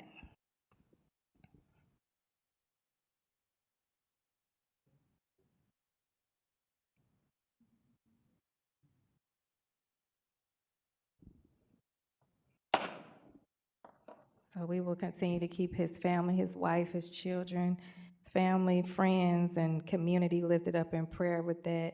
And here, speaking of that, I also want to mention there's a group of prayer warriors that come down to the Board of Aldermen and pray every Friday. The National Day of Prayer, under the direction of Dr. Gaines, is having Christmas caroling and candy canes in City Hall tomorrow at 12 noon in the Rotunda. That's here at City Hall, 1200 Market. Again, they have prayer in City Hall every Friday at 10 a.m. But this tomorrow is where they're having a prayer for the holidays, which we know a lot of us need, especially here during the time when we know many of us are in bereavement. So with that, we want to excuse the Alderman from the 9th for necessary absence. And I move to adjourn. Second. Previous roll. moved by Alderwoman Schweitzer, seconded by Vice Chair Sanye, that we adjourn with a previous roll. Everyone have a blessed day. Aldridge wasn't here, so he doesn't want to do previous. Okay, we're having an objection to previous roll because Alderman Aldridge wants to absolutely vote for adjournment. So all in favor? Aye. Now we're adjourned. Everyone have a blessed day.